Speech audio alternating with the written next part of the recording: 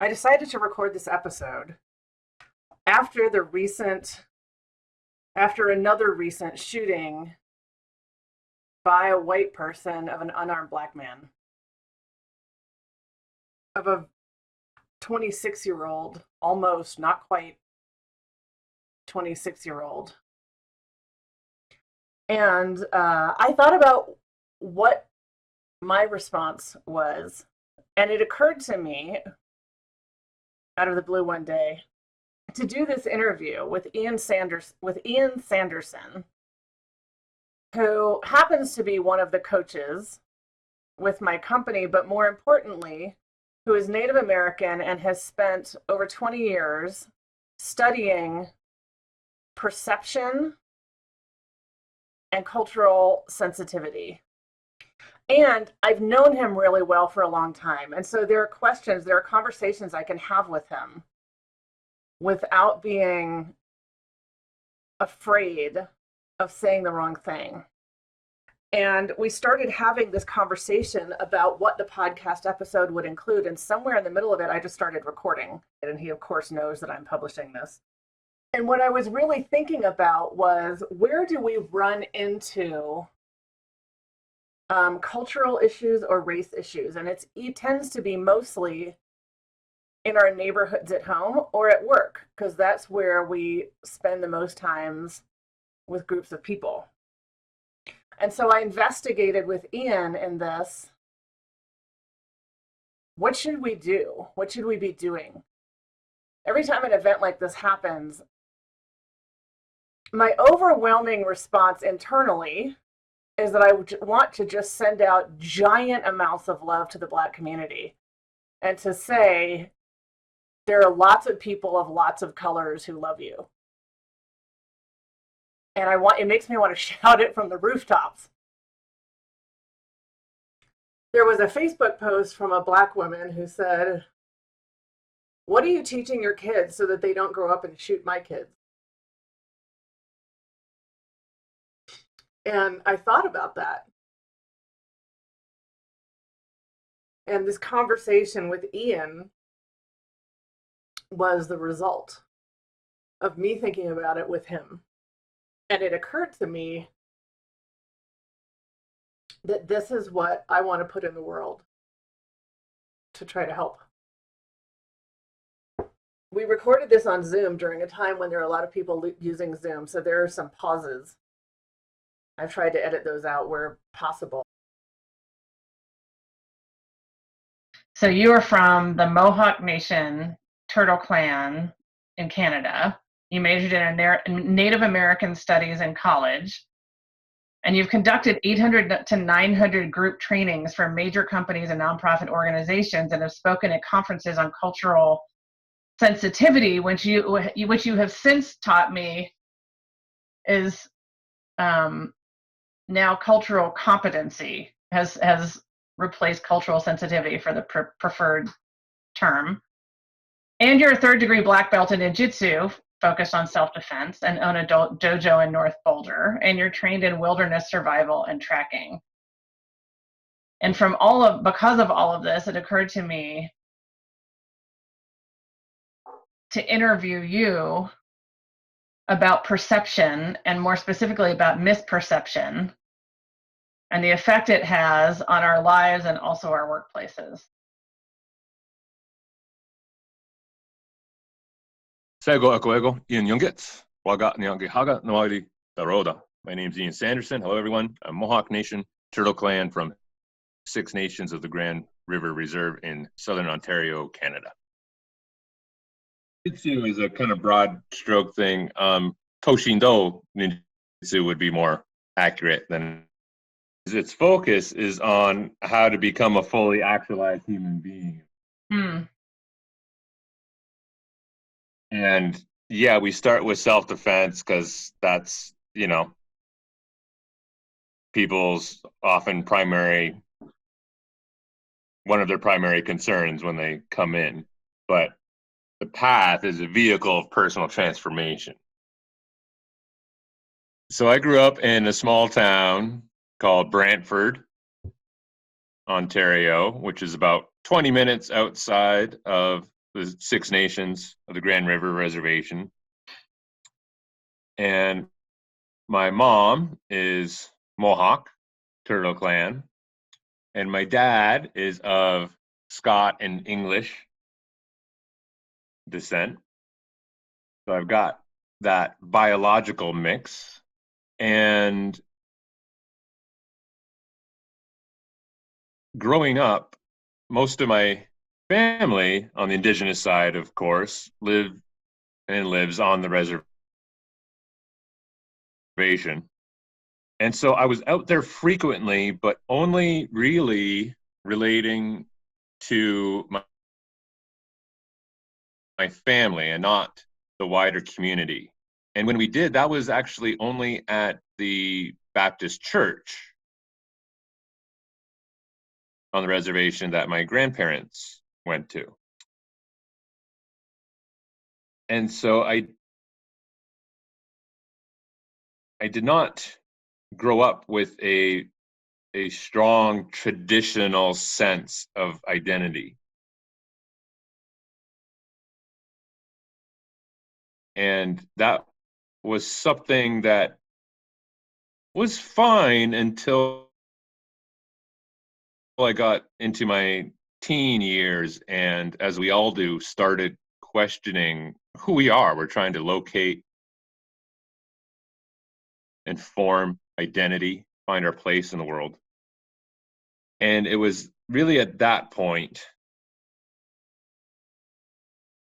probably around 14, 15 years old, where I really started to gravitate towards that identity, but in a pretty fearful way.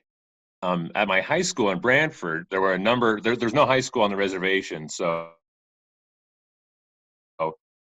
everyone of that age on the res would go to the surrounding small towns for high school. And so at my high school, there were 4 of these breezeways, these hallways that connected the old building to a newer building. And there was the jock breezeway. There was this kind of like nerd geek breezeway. There was a kind of neutral open one, and then there was the Indian breezeway. This is where all the young folks from the reservation would hang out. And I started becoming really curious and really wanting to meet all those other young people, but super terrified, having not really grown up on the reservation, not really knowing anyone. I was very, very scared. Fortunately, I had a friend, a non-native friend, who was also really good friends with a lot of these guys from the res. And so I started hanging out with them, and in the course of events, they start asking what I'm about, where I'm from, and I told them who my parents were, and I wasn't sure how that was going to go down, because my parents, they both are teachers, and they both taught on the reservation for many, many years. And it's a good thing that they were well-liked teachers, because as soon as I mentioned their names, every one of those kids had at least one of my parents as a teacher. Oh, Mrs. Sanderson. Oh, Mr. Sanderson, you're Mr. Sanderson's kid. Oh, and I remember the feeling of this giant sense of relief, because that was the first time that I was like allowed in. And from that point on, developed lots of friendships from there, and the sense of community, and this huge weight was off my shoulders, because I couldn't imagine. I was catastrophizing through story before I met them. What might happen, right? What if they turn me away? what if they don't accept me? What if they think I don't belong? What, right? It would keep me awake at night because I felt so strongly pulled to that identity. I just couldn't imagine what would happen if I was rejected. Mm. And so I was welcome though. We developed friendships and hanging out. And so that gave me the freedom to really start pursuing that identity. What does it mean culturally to have this identity? And so that's just been constant from that point on. Where it's been very difficult at times is because of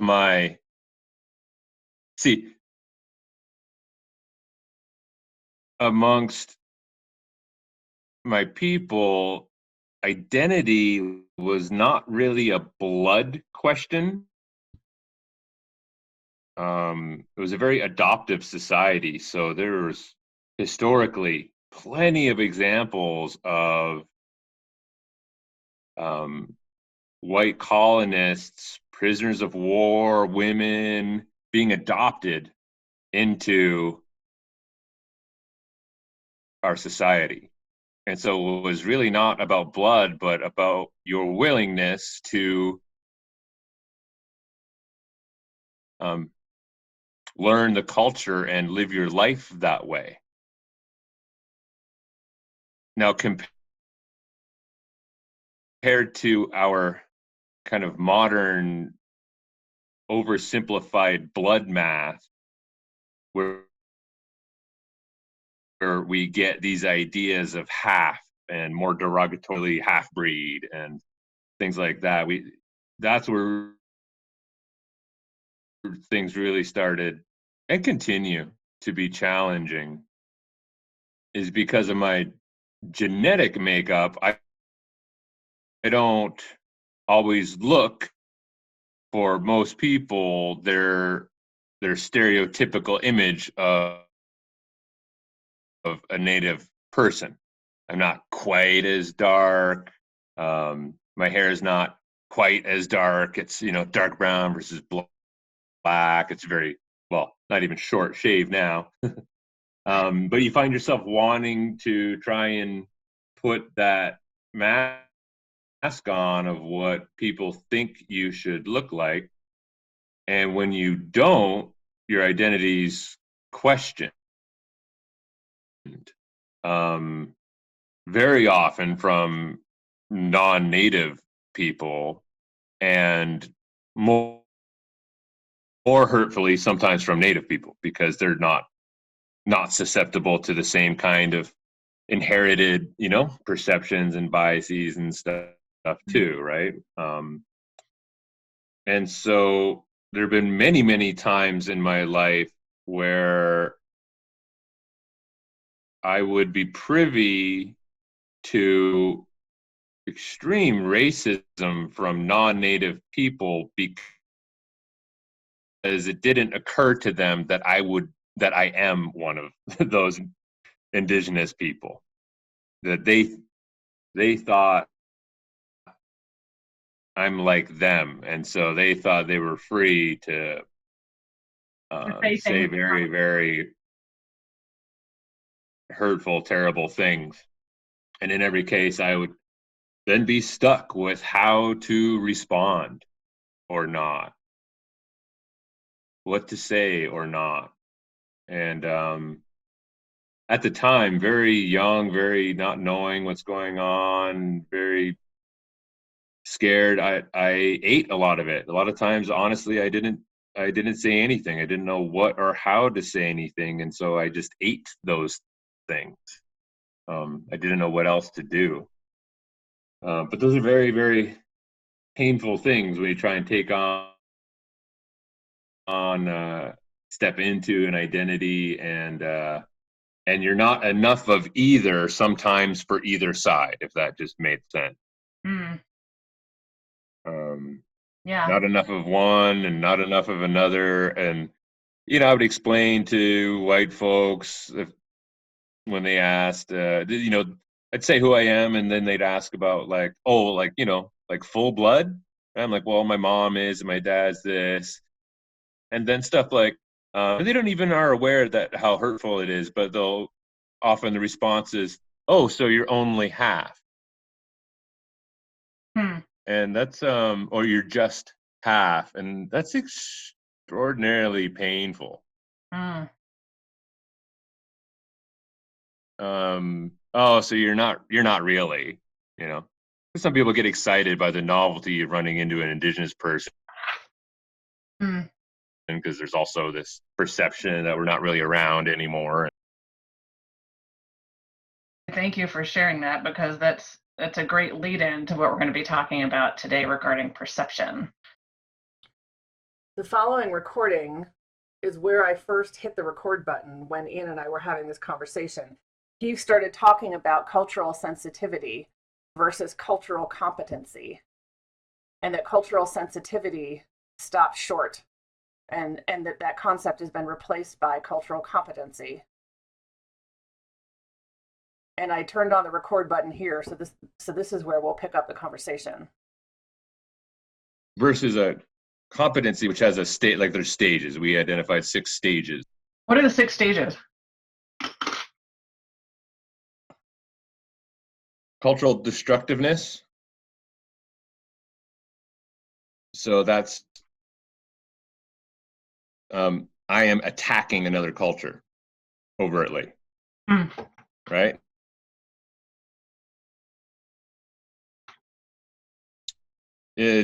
Jump on Facebook, Twitter, whatever, right?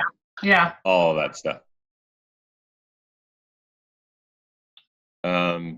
From there, one could, with the right education and openness and willingness, move to cultural incapacity, which now you're ignoring or staying away from another culture.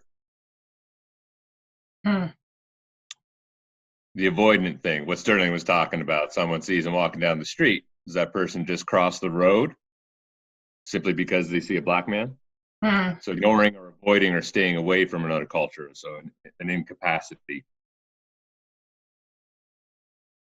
From there, one generally moves to cultural blindness. So I am denying that there exists any differences between my culture and another. Hey, you know, we're all the same. There was a phase of promoting a color blindness in terms of race. So destructiveness to incapacity to blindness, where you're denying that there exists any differences. Yeah. To what we call pre-competency is, oh no, you are now aware of the differences between cultures. 5 would be actual cultural competence. I have learned how to truly relate with another culture. You know, you get it. You've been around, you've established relationships, you've hung out. You know, you and Rachel growing up, how you did, right? Yeah. Would probably actually be, in terms of, at least with like urban African American folks, actually probably the 6th one, which is cultural proficiency. So I've been trained, and not only do I relate with the other culture, but I can actually move easily between cultures. Yeah. What Rachel calls code switching, right? Yeah. If you two found yourselves in a room predominantly full of urban black folks, you would probably pretty proficiently switch. Yeah. Right into that mode. If I go back home and I go to some gathering of indigenous folks, I can switch. I'm proficient. Right? I can move easily between a modern Western thing and an indigenous thing. Yeah. Now, what's tricky though is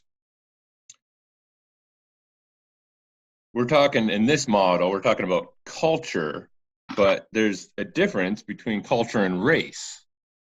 Right? Race is a far broader category than culture. I mean, on the census, there's the African American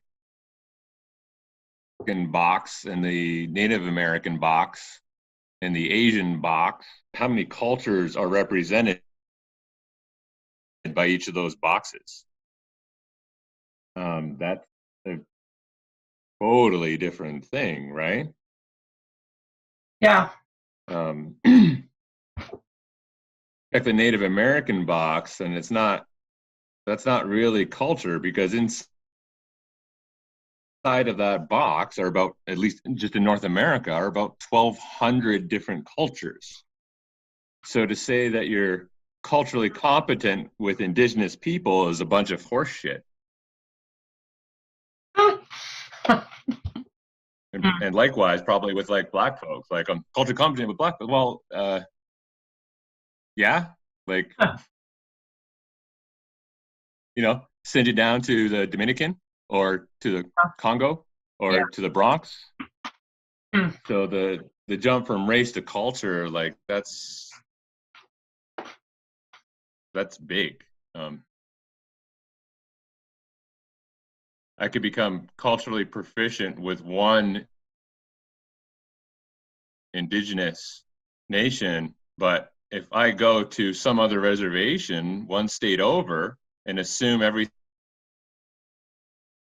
I learned about this one people I work with is the same for these others, I'm going to get into a lot of trouble. I generally avoid talking about race. And so, for me, this is way outside my comfort zone to take this on. And I'm hiding behind it a little because you're the one doing most of the talking. But it's also because I feel like because I'm white, I can't talk about it. Like I don't feel like I have the right. And so I appreciate your willingness to do this because it's a way for me to enter into the conversation appropriately by not being the one who's doing the talk. It allows me to sort of do something. And it's really difficult because I get and appreciate where you and Rachel are coming from. And it's true to a certain extent. And at the same time, you both, as well as lots of other white folks, have grown up in contexts that I think do allow you to speak authentically to certain things. Yeah. I, for example, don't. I can't speak in the same way that you two can to navigating with urban Black culture. I can't. I don't have that experience like you do. Yeah. And so in many ways, it makes more sense for you two to speak to that than it is for me to,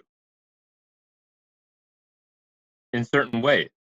Yeah. But what those ways are, those are the, and how to speak to them, that's the tricky part. Yeah. What is relevant for the workplace? In other words, if we take everything you were just talking about, how do we distill down what we need to know and think about in the United States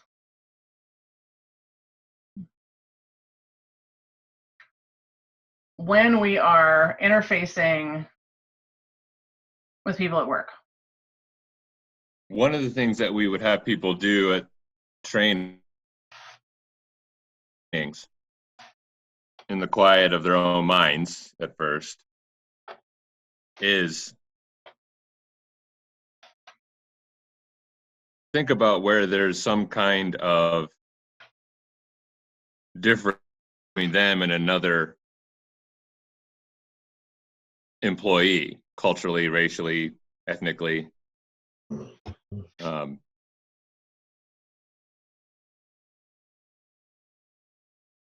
Sexual orientation, gender identity, all that stuff, right? And begin locating themselves honestly on where they think they are in these stages. You know, it's like anything. It's gotta, it has to, you have to look within first. And it requires a brutal self-honesty to really begin doing this kind of work in a way that's actually going to build positive relationships. God, there's so much. I mean, we spend days and days on this stuff, and it got really rough. I'm thinking of what I read a few weeks ago. So all of this racism that has been there the whole time reared its head amongst Asian populations with COVID. A friend of mine actually lives in San Francisco, walking down the street with a Japanese friend, and some stranger just walks right up and just starts hurling all this super hateful stuff at her friend, and, you know, moves on.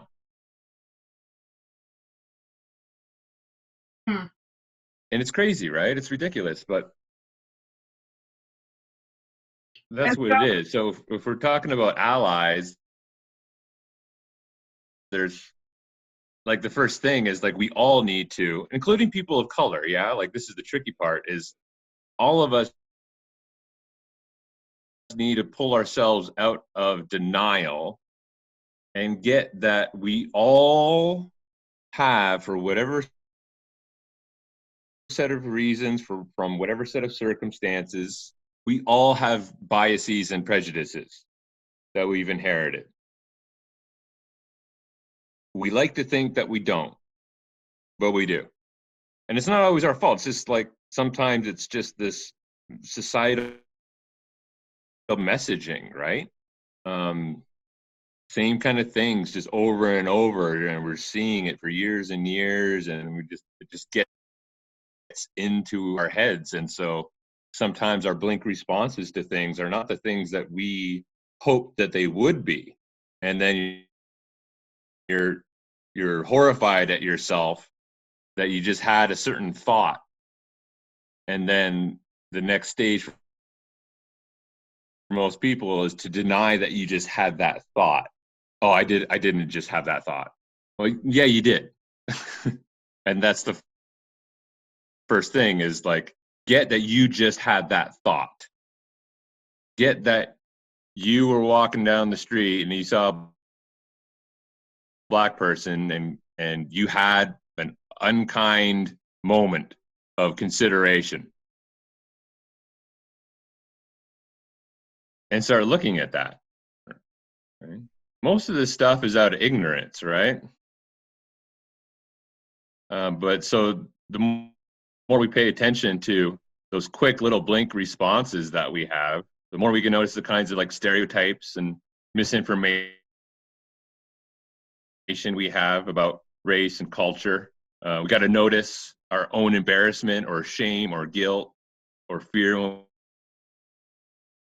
we have that, and then we can't let that stop us.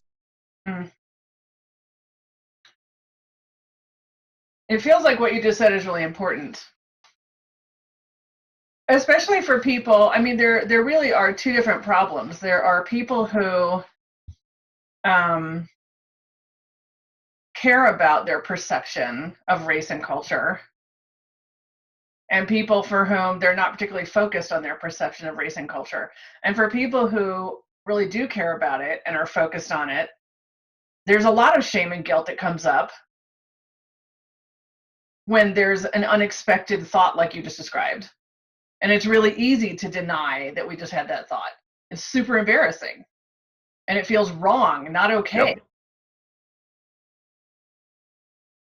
What is it that causes us to misperceive a situation? In other words, you know, what is it that causes someone to cross the street when they're approaching a black person? I don't really like that question, but you know, what is it that causes us to misperceive danger when there isn't danger? I would say largely conditioning, Mm. societal conditioning. And then to varying degrees, right? So,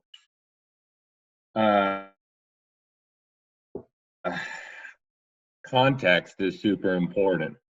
So, for example, where I grew up, there was really not many Black folks at all. And so, just demographically, the area I lived in Southern Ontario, just doesn't have a high population of Black folk, regardless of where you're living for the most part. And so it just wasn't in my context that much. And so because I don't have the opportunity to relate to Black culture in a meaningful way, in a reality-based way, in a holistic way, the only thing that's coming into my brain for so many years is all the focus from the news, right? And what's the predominant message we're told through news channels, right? It's, young Black males, criminals. Like that's what we're fed, right? Consistently, repetitively, frequently. And so things just get in there like that. And if you're not having or able to have any other experiences that contradict that singular message, it's hard for your brain to choose any other immediate response. Now, I was a little bit fortunate because two of my good friends were young Black males. Even though there were very, very few Black folks where I grew up in general, that's just what happened. But then add in the layers of smaller rings of influence, like family, right? Yeah. You got generations of these guys who have been told, all these things about Black folks, this direct, consistent messaging of these are these people, right? And they get it from day one, and it's passed on. And then, so if you get all this, if you're in a family, in a geography, in a cultural landscape that just has a lot of inherent racism, and that's what you're told, and then all the news things that you ever watch, they're telling you this basically the same story minus overt racial, words and epithets. And your neighborhood is telling you the same thing, and your bigger community, city's telling you the same thing, and that's all you've been hearing since you were 2 years old. Then, what's going to be the default perception? Can't really go any other way. So, if we backtrack a lot of this stuff in terms of young people, initially it's not their fault. They're just being bombarded with messages. The problem is those young people become adults who firmly believe in the truth of their perception, and will jump in a pickup truck with guns now. So initially it might not have been their fault, but that doesn't mean they're not responsible for that perception now. But with if nothing comes in to interrupt that or expand on that perception and have experiences beyond what they've been told, then this stuff continues. It makes me think of, there's something that you told me a couple weeks ago from your perspective of wilderness survival training. You were saying that people show up from an urban context into the wilderness, Yeah. thinking that they know how to handle it, and that's what causes the problems. Did I get that right? Problems. That's a great analogy, right? It's we see this with culture and race relations all the time. There's just all these assumptions, inherent assumptions that we have based on our upbringing and conditioning and our own cultures and things like that. And we believe in them because they've worked for us in one way or another. And they seem to have been proven out to be right and true one way or another. And so then we take those things and then we find ourselves in a totally different context, but we carry all the assumptions and biases and prejudices and everything else with us into that new context, thinking it'll work over here. And it largely doesn't. Yeah. It largely doesn't. And so it's the same thing I've seen a million times with people coming into indigenous communities, for example. And even times when they're very well intentioned, they want to help, but it's kind of like that city to forest problem where they think that the way that they do things and the way they've always done things and the way things should be done is the way everyone should do them on some level, and they think they know better, and they come in and instead of listening, they just start talking. They just start telling everyone what they need to do in order to fix their problems. Mm. And that's a highly dangerous way to go, whether you're trying to build relations across race, across culture. You come in with a unconscious,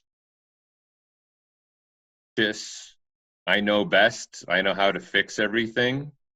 What I started hearing in what you were saying is bringing together a conversation we had a couple of weeks ago, the conversation we're having now, which is, for the first time, what I'm starting to hear is perhaps the solution is going to sound ironic. The solution to misperception is to stop thinking that we know.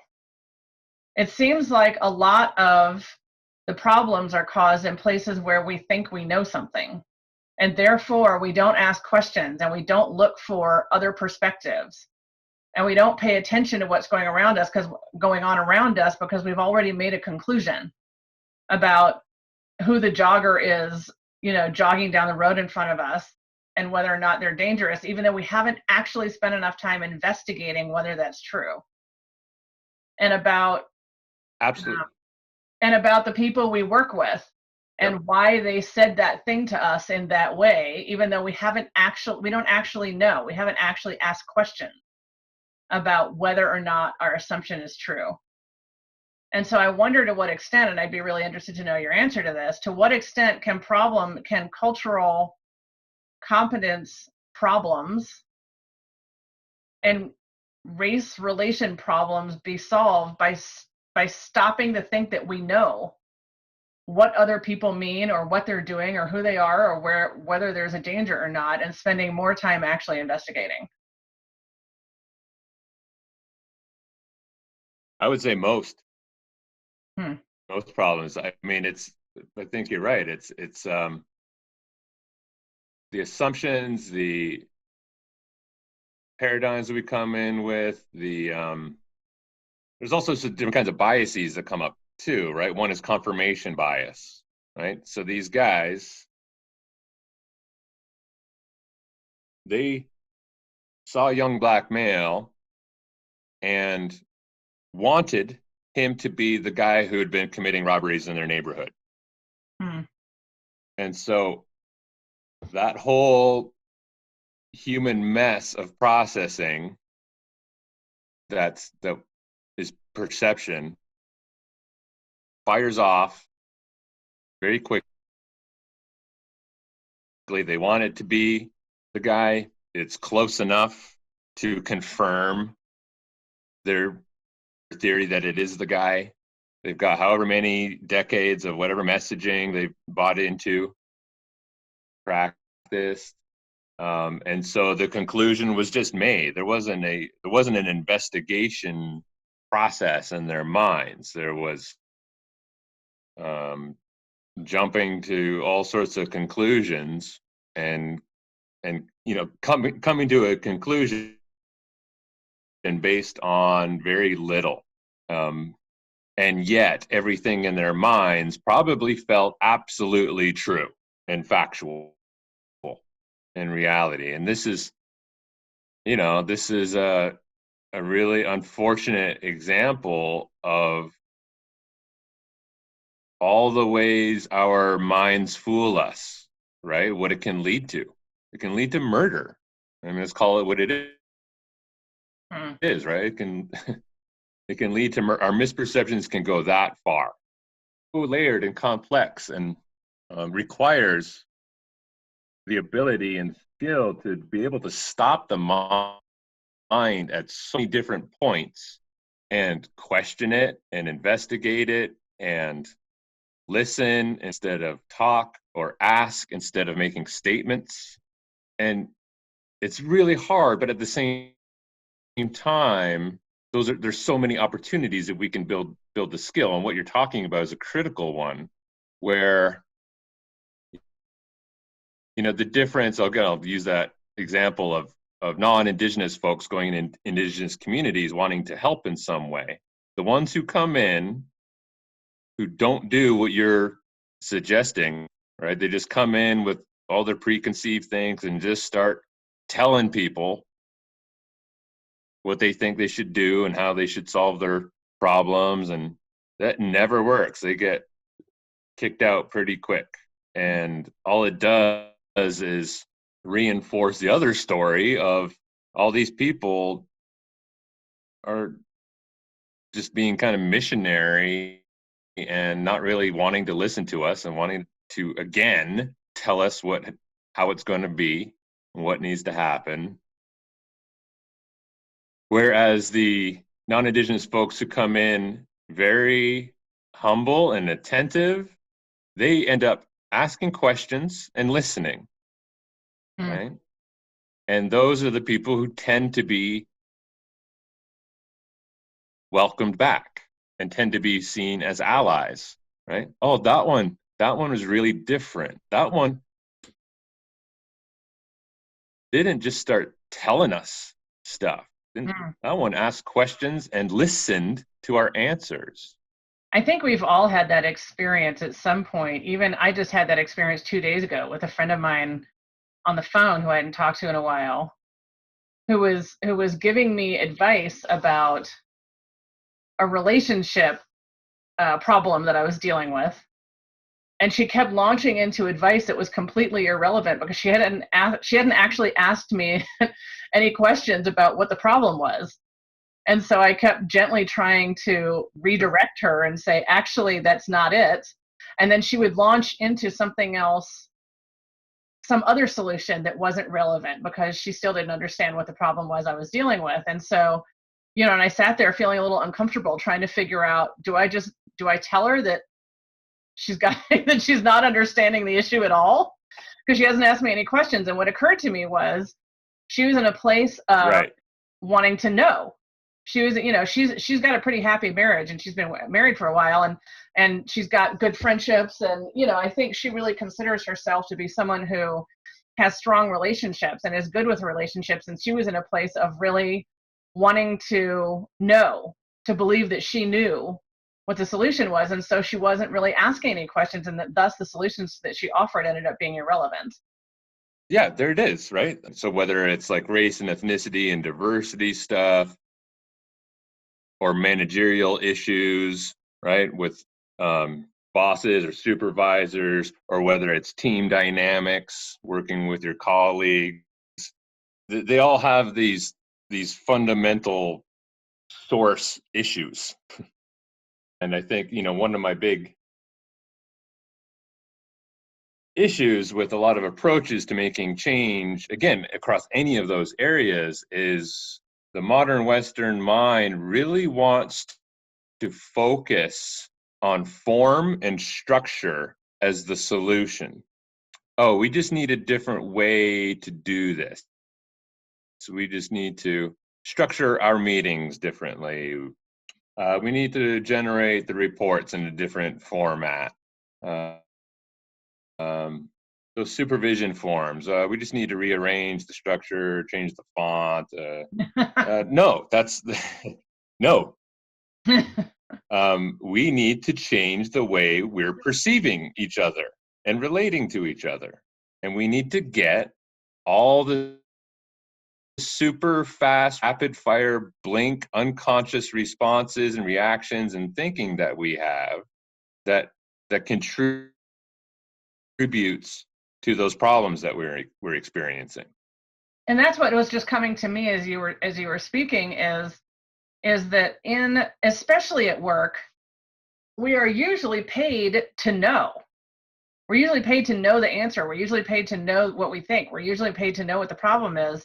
And yet, in order to understand the people around us, the best strategy is to not know and to leave room open for asking questions and perceiving differently and challenging our own assumptions.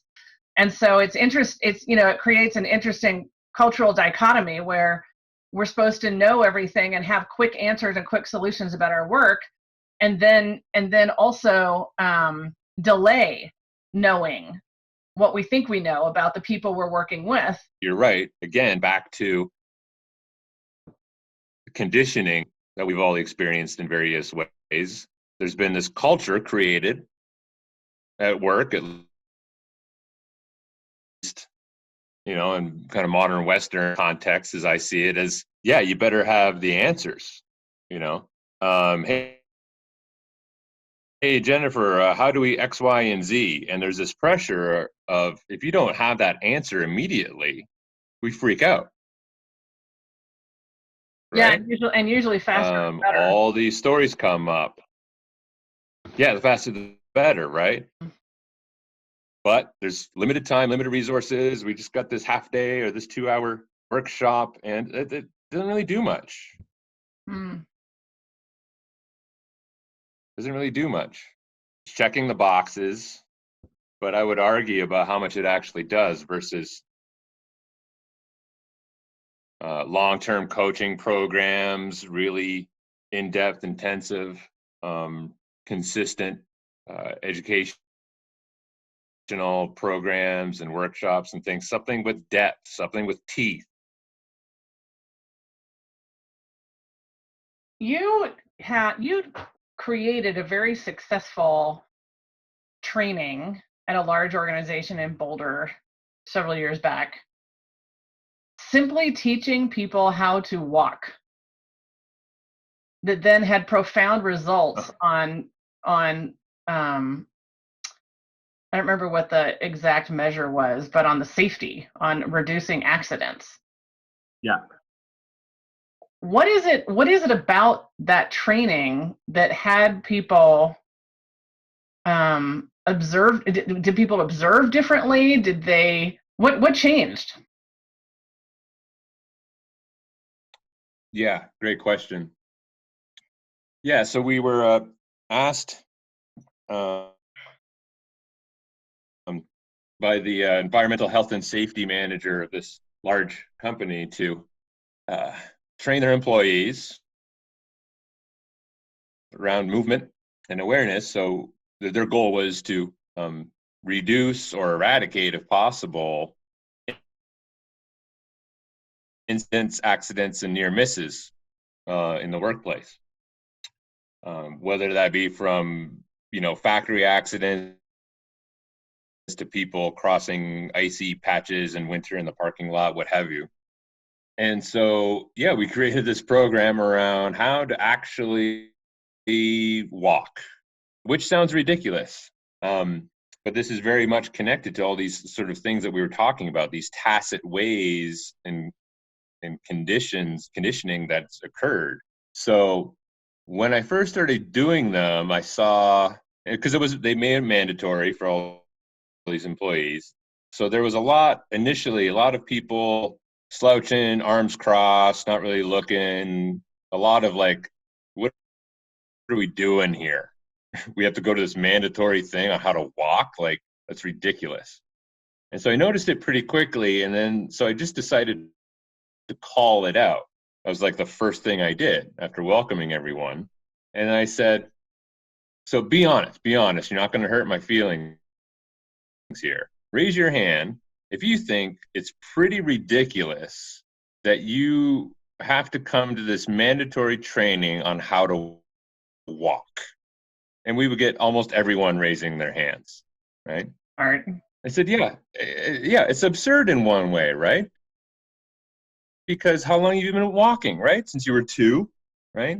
We've been doing it literally constantly every day for some of us decades and decades. On one hand, it's absurd. And then I said, on the other, let me ask you a question. Just because you learn how to do something, anything, just because you learn how to do something, does that automatically mean you have learned the best way to do that something? And then they start thinking about that, and right there's a switch. They start getting it a bit. That no, just because you've learned how to do something doesn't automatically mean you've learned the best or most efficient way to do it. You've learned a way, but maybe not the best way. And people are very interested in learning how to do things better for the most part.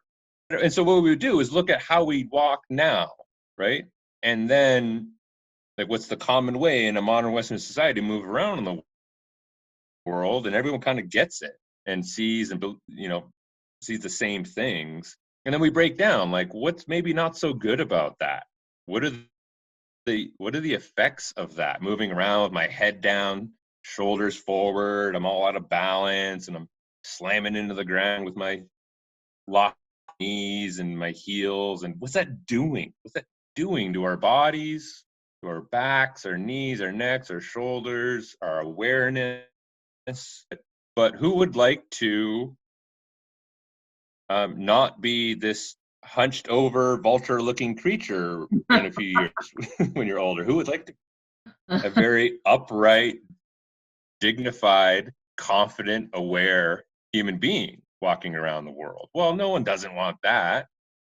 So then we just gave them ways to adjust that skeleton and the way they're moving and how they're seeing a little bit. And it was enormously successful. Enormously. And we did it with hundreds and hundreds and hundreds of people. And sure enough, they saw in the following years a significant decrease in the numbers of incidents and accidents and near misses on the campus. So what do you think was responsible for the decrease in accidents? I would say a couple things fundamentally is the kind of the biggest problems with the way we tend to hustle around in the world now is we've got our head down, shoulders forward, and we're kind of pitched over our toes. And so we really don't walk. We're basically just free falling through the world, and our leg whips out to catch us from falling every step. So it's this barely controlled perpetual fall is really what we're doing and not walking. Okay. And so when we adjust the skeleton, now we're upright and we're actually in balance. And so just making the switch from walking in a way that's out of balance, I mean, literally, not emotionally or anything like that, but that happens later, but just physically, combined with now that they're upright and they're not just staring at this patch 45 degrees in front of their eyes on the ground, Because when we clean up the whole skeleton, our eyes come up, and now we're actually scanning our entire environment. And because we're taking in visually much more, we see the problems arising much sooner. And therefore, those things are avoided as well. We see the forklift guy not paying attention to the other person who's carrying. We see that versus having our head down, totally shut off from everything that's going on around us. So it's fundamentally that they're just upright. Now they're in balance. And because they're upright and in balance, they're seeing more. And because they're seeing more, they're seeing the formation of potential problems occurring sooner. And that gives you more time to respond or avoid them. And so when they start carrying themselves in a different way, their self-esteem starts coming up, their confidence starts coming up, their connection with other human beings starts increasing. People start looking and smiling at each other more. So it's really quite profound what just changing the way we move around in the world, what it can do, the effects that it can have is actually fairly significant. Wow. I have one last question, which is about something that you mentioned to me previously, that when a lot of times when people are camping out in the woods, they hear a sound and they assume that it's a bear or wolves, and it's usually just a squirrel. Because we know that we all do that. You've also used before an example that I love that is quite effective about they didn't text me back. And we start making up stories about why they didn't text me back. And so what is that what is that telling us about how we perceive and how we need to shift how we perceive and how that affects us at work? That tells us that, first and foremost, any human being is exceptionally proficient at making up stories about what they think is happening. And second, inside of our ability to make up stories, we tend to make up the most catastrophic story possible. Right? So if I'm in my tent and I hear this noise, that's all the information I think I have. And so therefore, I will make up a story about what that is. But notice our tendency and the patterns that we all kind of share, if we don't have very much experience, is 9.9 out of 10 humans is going to make up the most catastrophic version of that story, which is there's a bear out there and I'm going to get eaten. Right? So we make stuff up 24/7. That machine that story machine is working, and we tend to make it the most negative story possible. Now, on one hand, that's not our fault, because from a long-term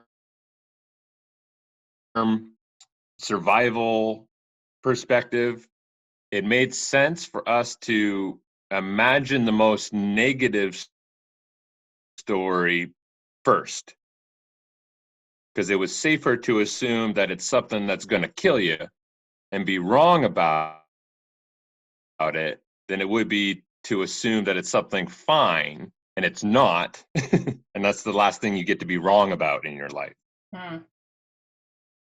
So on a fundamental level, we're kind of wired that way. The problem is, in our modern society, we have let so many things trigger a kind of survival catastrophic story response that don't actually warrant it, right? Like, they haven't texted me back. And our feeling is like we're gonna die if they don't text us back in the next half an hour. Right? Like we literally think our life's at stake. The world is ending if they don't. Right? And that's not really good for to have that kind of response for any anything, right? Um,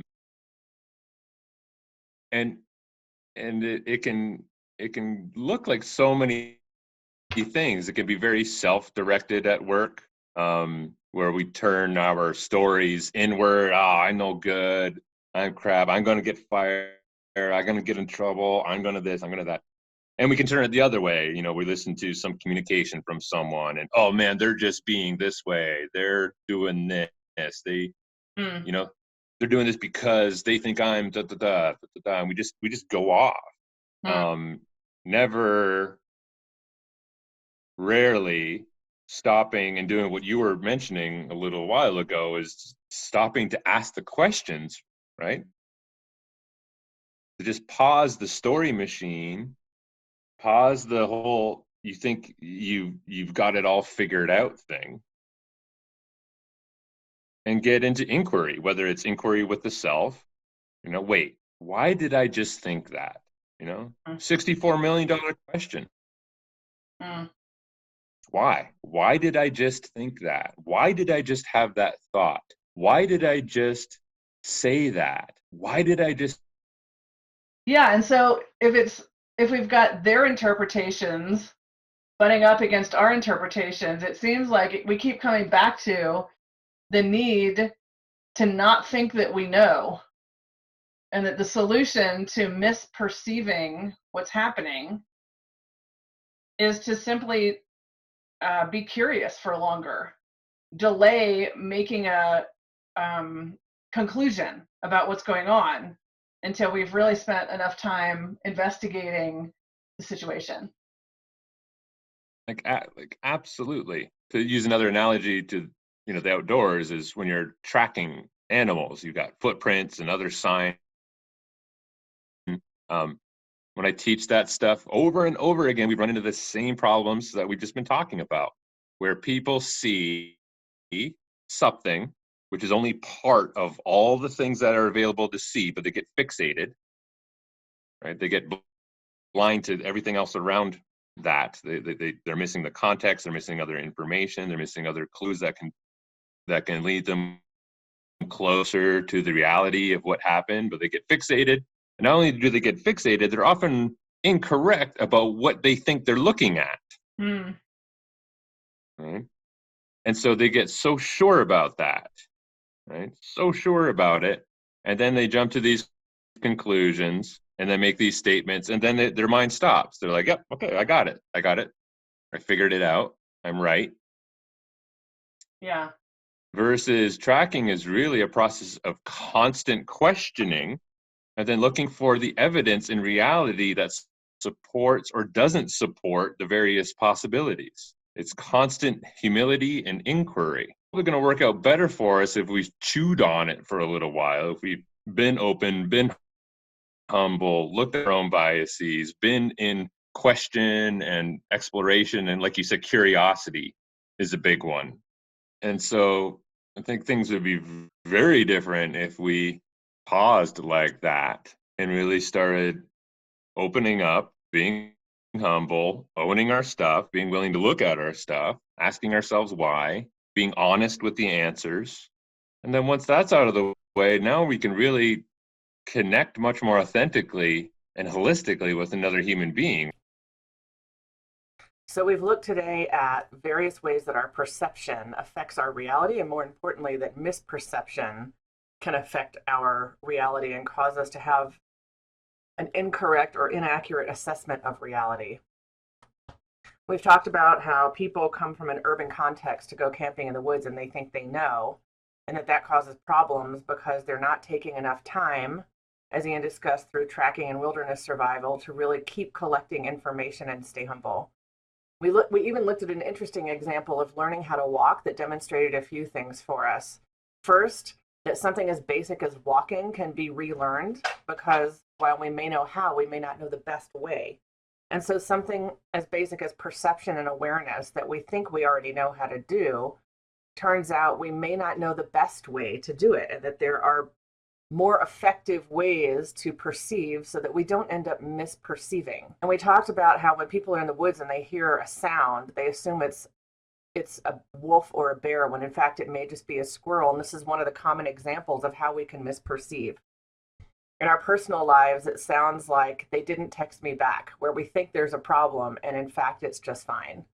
That our brains look for solutions and we try, our brains want to know the answer and narrow down too quickly on what we think the answer is, and therefore we stop perceiving and we stop asking questions and we stop collecting information too soon.